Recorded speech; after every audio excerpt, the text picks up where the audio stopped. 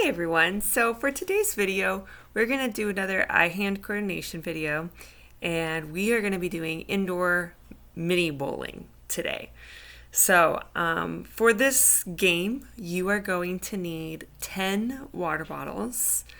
You are going to need a long hallway or just an open space, something that you can roll balls through.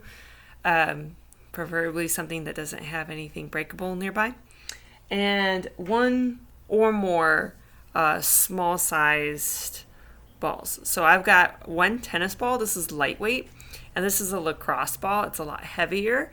So I'm going to experiment between the two, and I'm going to see which one I like to use better because I don't know yet. So bowling actually has different weights of balls that you could use. So you might find different ones and go, hey, I'd like to try this. But it does need to be a small size because remember, the pins are really little. They're water bottles. So that is what you need to start. For the next thing that you need to do is you need to set up your water bottles. I'm going to show you my setup. Okay, so this is my setup of water bottles. So I've got 10 water bottles, one in front, two behind that, three behind that, and four in the back row. I'll kind of give you a top shot too so you can see how it looks. So they're spread apart evenly. You should have them not so close that they are like touching each other, but you don't want them to have them so far away that they won't hit each other if they fall over.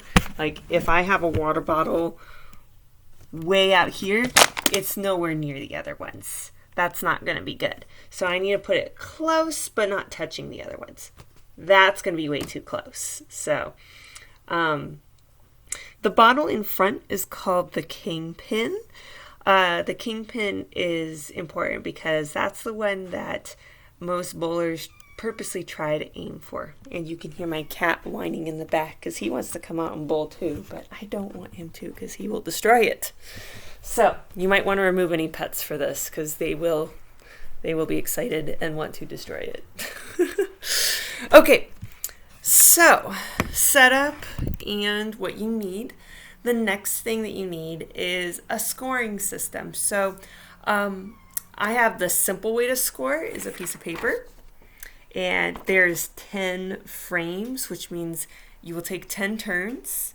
If it's just you, you can just try your best, and you get 2 rolls of the ball per turn, and you put your scores, your final scores in each box. If you're playing against somebody else, their boxes go on the bottom. You can see I put Mrs. Sullivan on top, Mr. Sullivan on the bottom. If he's playing a game with me, he can put his scores in there too. So roll the ball twice for the first one, put my score in here, roll the ball twice for his turn, and then he'll put his score in here. And then you go back and you go through the whole thing. So that's the simple way to do it. And the score is the number of pins that you knock over in total. If you want a more complex version, that's more like the actual game of bowling, I included a link that kind of helps you and really explains the whole thing with spares and strikes, and I really liked it, and they said it much better than I ever could. So I included that link if you would like to get a little bit more detailed with that. Man, my cat really wants to come out. You might see his paws under the door because that's what he does when he wants to come out. So I will try to avoid any paws. All right, so the setup. So let me set up my camera so you can see my first couple of shots and how I do this. Now, if you have a carpet that the water bottles don't want to sit upright on, you might need to fill it with just a tiny bit of water in the bottom of the water bottles. Just make sure that you screw the lids back on. The other thing you could do is if they're falling over and you don't want to put water in them, you could also put it on like a hard floor, like a tile floor. I could probably have set this up in the bathroom if I had wanted to, but he's back there and I don't want to do that right now. So that might help if the water bottles are falling over. So let me set up this system for you. You can kind of see my water bottles. All right, so I'm going to take 2 shots. The first one I'm going to try with this tennis ball. Now, when you bowl, you do an underhand swing. Okay, you're not chucking it overhand. You're swinging your arm underhand. You don't want to be rolling too hard, obviously, if you're in your own house. You don't want that ball going everywhere. The ball should not be bouncing on the ground. It should be rolling. So make sure that you are not throwing it straight down to the ground. You're rolling it across the ground. So I will demonstrate. I'm going to do it on my knees so I'm not too high up. But I'm right here. Probably about 8 steps back, I would say.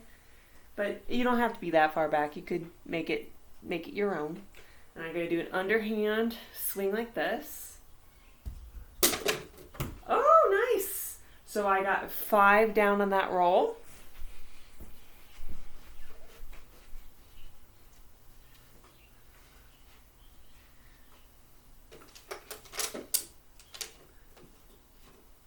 Okay.